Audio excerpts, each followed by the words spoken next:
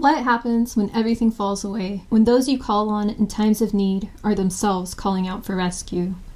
That's the question Chen Chen poses in today's featured book, the gorgeous, alternately hilarious and heartbreaking Your Emergency Contact Has Just Experienced an Emergency.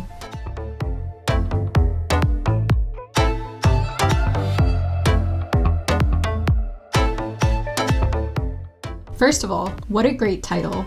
I can't imagine stumbling across this and not picking it up. I haven't finished reading the book yet. I'm about halfway done. It arrived not too long ago, and I very quickly selected the poems I'll be using for today's prompts. Usually, once I've done that, I stop reading and start filming instead. But from the minute I started reading this, I had a really hard time putting it down, which, if I'm being honest, is very unusual for a poetry collection. At least for me. I have the attention span of a glazed donut. But this book is so beautifully written, such an enjoyable read, and Chen Chen does this thing that I really appreciate from some poets, where elements and motifs return over and over again throughout the book, and each time they return, they reveal something new about themselves, about the text as a whole, and maybe even about the poet. That sort of thing really rewards close reading, so I highly recommend that you sit with this book when you have time to read a big chunk of it. You will be better for it. Also, I think Chen Chen is a great poet to read if you're looking for inspiration. During my MFA, I would teach younger kids through the Writers in the Schools program, which is where MFAs will travel to different elementary, middle, and high schools throughout the state and teach poetry to children before publishing some of their work in an anthology. And we'd always bring along inspiring books that we could use to come up with more prompts if we needed them. One of the books I'd use was Chen Chen's first collection, When I Grow Up, I Want to Be a List of Further Possibilities. And the children always seem to really love the prompts inspired by Chen Chen. So I hope you'll enjoy them too. I'm going to be giving you 2 prompts today, inspired by 2 different poems, which I'll read before I give you the prompts. The first poem is Doctor's Note. Please excuse Chen Chen from class. He is currently dead. He came in last Thursday exhibiting clear signs of dying, such as saying in a clear voice, "I am nothing except the wish to listen to Coldplay." And after one too many plays of their 2002 hit, The Scientist, he is dead. Though few have improved from this condition, Chen Chen has been prescribed long baths and chicken stock and more recent music. Also, some rudimentary Tai Chi early each morning in his room with the curtains drawn.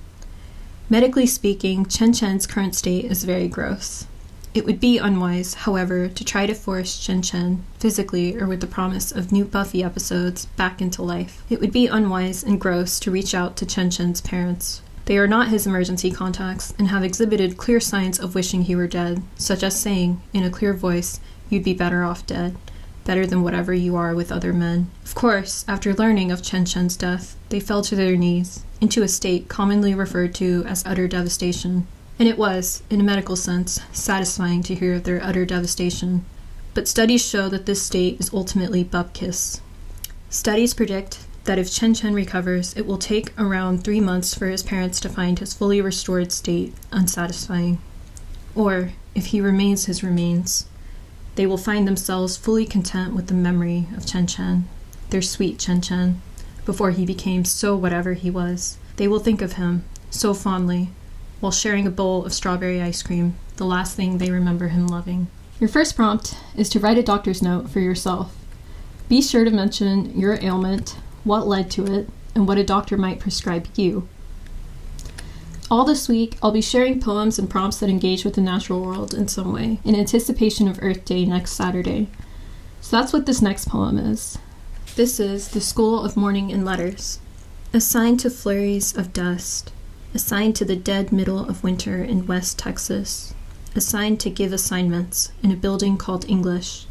I walk to campus, rubbing flecks of night from my eyes. On my phone, the morning headlines spell crisis. The morning is picture after picture of the coiffed-like cotton candy doom, the chalky, delirious face of our leader, endorsed by the KKK.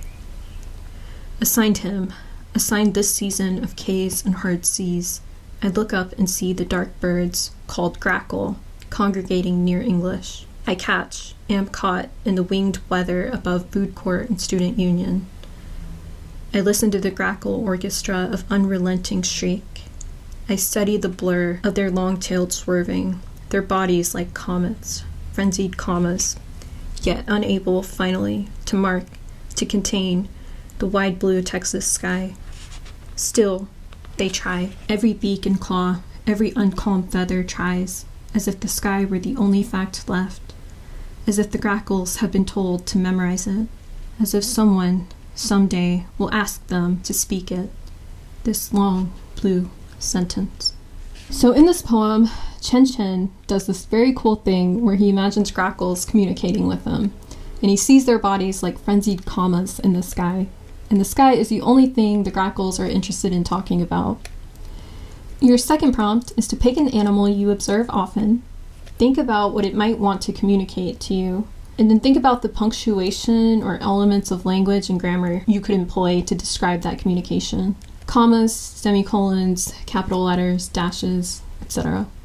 That's it for me today. Thanks so much for watching, and I will see you tomorrow.